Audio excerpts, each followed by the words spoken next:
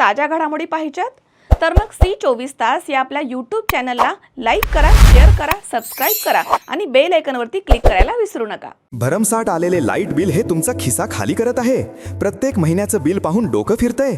मग काळजी करू नका, उपाय आहे आमच्याकडे. Prathamesh electrical and solar 1 kilowatt पासून गरजेनुसार हवे तितक्या वॅटचे सोलर पॅनल्स, तेही नामांकित ब्रँड्सचे, वारी आणि अदानीमध्ये उपलब्ध.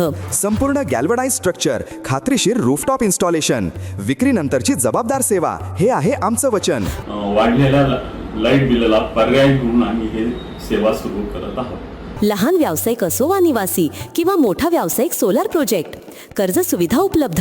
सर्व राष्ट्रीयकृत बँका, श्रीराम फायनान्स, बजाज फायनान्स. पत्ता BST कॉम्प्लेक्स, मालपाणी लॉन्सच्या समोर, शेतकी संघाच्या पेट्रोल पंपा शेजारी. मोबाईल 74 98 06 92 08 व 92 84 40 18 40.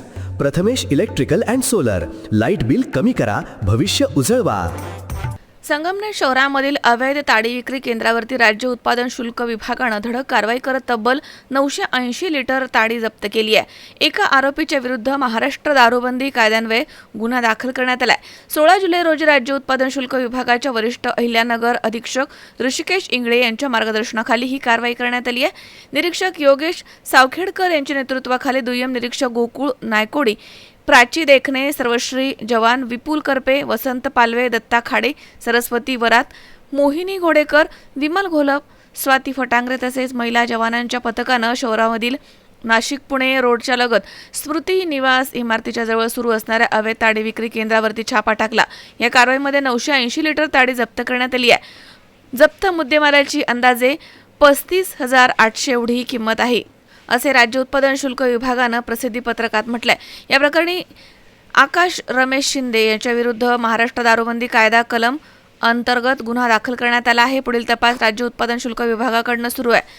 संगमनेर शहर आणि परिसरामध्ये अवैध मद्य विक्री करणाऱ्यांच्या विरोधामध्ये अशी धडक मोहीम पुढे देखील सुरू राहणार आहे, असा इशारा उत्पादन शुल्क विभागानं दिलाय. या कारवाईमुळे आता अवैध ताडी विक्रेत्यांमध्ये खळबळ उडाली आहे. कायद्याचा धाक पुन्हा एकदा स्पष्ट झाला आहे. दिनांक 16/7/2026 रोजी निरीक्षक राज्य उत्पादन शुल्क संगमनेर विभाग या कार्यालयाकडून संगमनेर शहरातील नाशिक पुणे रोड लगत जानू स्मृती निवास या ठिकाणी गच्चीवर छापा टाकला असता त्या ठिकाणी अवैधरित्या विक्री करण्याच्या उद्देशाने वाढलेली 980 लिटर ताडी मिळून आलेली आहे. सदर प्रकरणी आरोपी इसम नामे आकाश रमेश शिंदे याच्या विरुद्ध गुन्हा नोंद केलेला आहे. 980 लिटर ताडी आणि मुद्देमाल किंमत एकूण 35,800 इतकी आहे. सर, संगमनेर शहरात असे अनेक अवैधरित्या दारू विक्री होते, ताडी विक्री होते, यावर अजून कुठं कुठं आपण कारवाई करणार आहात? काय ठिकाणी आम्ही एक 612 लिटर ताडी पकडली होती. त्याचा गुन्हा श्री नायकोडी निरीक्षक यांनी नोंदवलेला आहे. तसेच गारगाव इथे पण आम्ही ताडी विक्रीबाबत गुन्हे नोंदवलेला आहे आणि या गेल्या 1.5 महिन्यात एकूण 8 गुन्हे नोंदवलेले आहेत आणि 2000 लिटरपेक्षा जास्त ताडी जप्त करून नाश केलेली आहे. संगमनेर शहरात राज्य उत्पादक शुल्क काम करीत आहे आणि काय आव्हान करणार आहात आपण नागरिकांना? नागरिकांना आवाहन करतो की असेच अवैध दारू विक्री, निर्मिती किंवा ताडी विक्री कुठे होत असेल तर या कार्यालयाशी संपर्क साधावा. शावीज शेख, C24 तास, संगमनेर.